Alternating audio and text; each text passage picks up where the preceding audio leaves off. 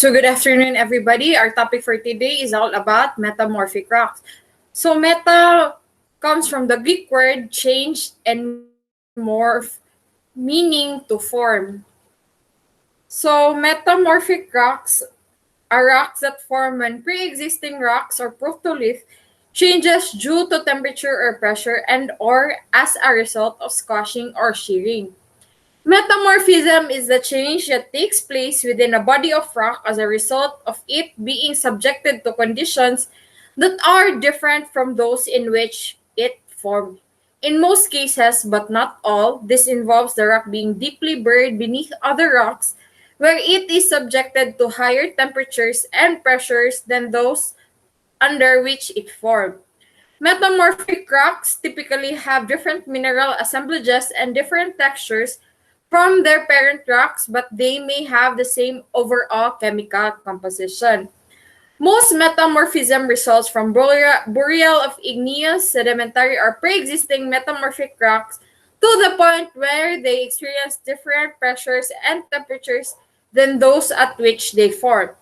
Metamorphism can also take place if cold rock near the surface is intruded and heated by a hot igneous body. Although most metamorphism involves temperatures above 150 degrees Celsius, some metamorphism takes place at temperatures lower than those at which the parent rock is formed. So, causes and factors of controlling metamorphism. So, metamorphic rocks were once sedimentary, igneous, or a different type of metamorphic rock. Because of the heat and pressure of magma coming in contact with the rock, the former rock changes into a new one. So, here are the causes and factors controlling metamorphism. Number one is temperature. The temperature that the rock is subjected to is a key variable in controlling the type of metamorphism that takes place. As we learned in the context of igneous rocks, mineral stability is a function of temperature, pressure, and the presence of fluids, or especially water. All minerals are stable over a specific range of temperatures. For example, quartz is stable from environmental temperatures all the way up about 1,800 degrees Celsius. If the pressure is higher, that upper limit will be even higher. If there is water present, it will be lower. On the other hand, most clay minerals are only stable up to 150 or to 200 degrees Celsius. Above that, they only transform into micas. Most feldspars are able up to between 1,000 degrees Celsius to 1,200 degrees Celsius. Most other common minerals have upper limits between 150 degrees Celsius and 1,000 degrees Celsius. Increased heat allows chemical bonds to break easier. Number two is pressure. Pressure is important in metamorphic processes for two main reasons. First, it has implications for mineral stability. Second, it has implications for the texture of metamorphic rocks. Rocks that are subjected to very high confining pressures are typically denser than others because the mineral grains are squeezed together and also because they may contain minerals that have greater density because the atoms are more closely packed.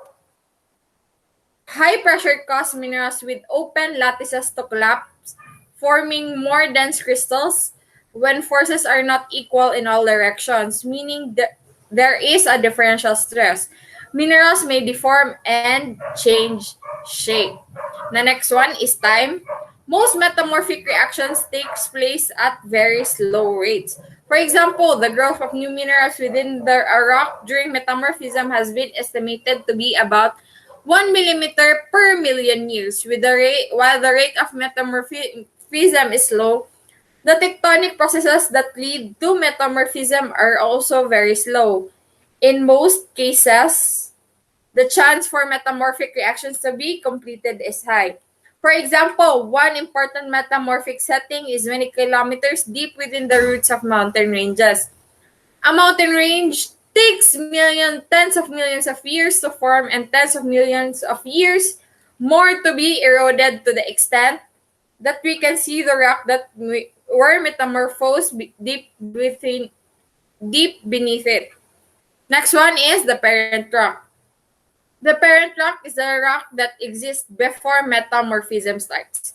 Sedimentary or igneous rocks can be considered the parent rocks for metamorphic rocks.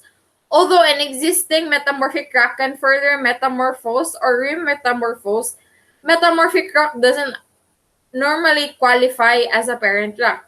For example, if a mudstone is metamorphosed to slate, then buried deeper, where it is metamorphosed to schist, the parent rock of the schist is mudstone, not the slate. The critical feature of the parent rock is its mineral composition because it is the stability of minerals that counts when metamorphism takes place. And the last one is fluids. Water is the main fluid present within rocks of the crust. The presence of water is important for two main reasons. First, water facilitates the transfer of ions between minerals and within minerals, and therefore increases the rate at which metamorphic reactions takes place. Secondly, water, especially hot water, can have elevated concentrations of dissolved elements or ions, and therefore it is an important medium for moving certain elements around the crust. So there are two types of metamorphism. Number one is the contact metamorphism. It occurs adjacent to igneous intrusions and results from high temperatures associated with the igneous intrusion. And the second one, the regional metamorphism. It occurs due to changes in pressure and temperature over a large region of the crust. As you can see in the picture, regional metamorphism is more located downwards, and it is found in a larger space compared to contact metamorphism, which can be found in the higher part compared to the regional metamorphism. The most common type of metamorphism is the regional metamorphism. So, identification of metamorphic rocks. So, we identify metamorphic rocks through these three identifications. A is metamorphic textures, grains that are interlocked and grow in place. Many different types of metamorphic textures. Number two is the metamorphic minerals. Certain minerals only grow under metamorphic temperatures and pressure. Number three is the foliation. It is the alignment of plating minerals or alternating layers of light or felsic and dark or mafic minerals. So here is the formation of metamorphic rocks. In image A, we can see there it is the process of recrystallization. It changes the shape and size of grains, but the same minerals remain. Examples are sandstone may recrystallize into quartzite. Letter B, or image 3, metamorphic reaction. It is the result of chemical processes that decompose minerals and produce new minerals. As you can see sa second na photo, from woody texture, it became like small grains with big parts. So in image C, as you can see, there is the pressure solution. Mineral grains dissolve where their surface are in contact. So the last one is image D, plastic deformation. At high temperatures, minerals can behave like soft plastic and become squished or stretched, as you can see sa photos. So here are the types of metamorphic rocks. Number one is the foliated, and number two is the non-foliated. Those that are foliated is because they have formed in an environment with either directed pressure or shear stress, and those that are non-foliated because they have formed in an environment without directed pressure or relatively near the surface with very little pressure at all. Some types of metamorphic rocks such as quartzite and marble, which can form whether there is directed pressure or not. do not typically exhibit foliation because of their minerals do not tend to show alignment. When a rock is squeezed under directed pressure during metamorphism, it is likely to be deformed, and this can result in a textural change such as the minerals appear elongated in the direction perpendicular to the main stress. This contributes to the formation of foliation. So, here is an example of a foliation. Foliation is the repetition of planar surfaces or layers in a metamorphic rock. Layers can be paper thin or meter thick. As you can see sa picture, the slate shingle is very thin and looks like paper. But when you put it together, it can create a very strong type of rock. So the next one is the banding process. When a rock is squeezed under directed pressure during metamorphism, it is likely to be deformed, and this can result in textural change such as the mineral appears elongated in the direction perpendicular to the main stress. This contributes to the formation of foliation. During shearing and compression, minerals become stretched or undergoes plastic deformation, and all while recrystallization and neocrystallization is taking place. So the analogy here is think of stirring chocolate fudge into ice cream. The fudge starts out in a blob but gets deformed and smeared during the stirring. So here are types of the foliated rocks. An example is the phyllite, the metaconglomerate, schist, and gneiss.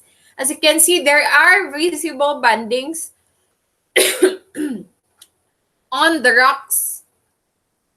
And here is the example of the non-foliated quartzite, marble, and amphibolite. There may be bandings, but it's not like the same with the foliated ones, which the bandings are very visible.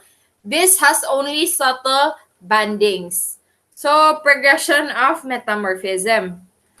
So, let's start with shale and then heat it with heat and pressure. So, from shale, which is a sedimentary rock, it becomes slate when added heat and pressure. It becomes metamorphic. From slate to phyllite to schist to gneiss to molten rocks. The more you add heat and pressure, the more harder the rock is. So here is the illustration of this. From shale to sedimentary rock, you add more heat and pressure. It becomes slate, a metamorphic rock. From slate, add more heat and pressure. It becomes the phyllite. And from phyllite, add heat and pressure. It becomes schist. With even more heat and pressure or high-grade metamorphism, you end up something that is really nice. So that's all. Thank you.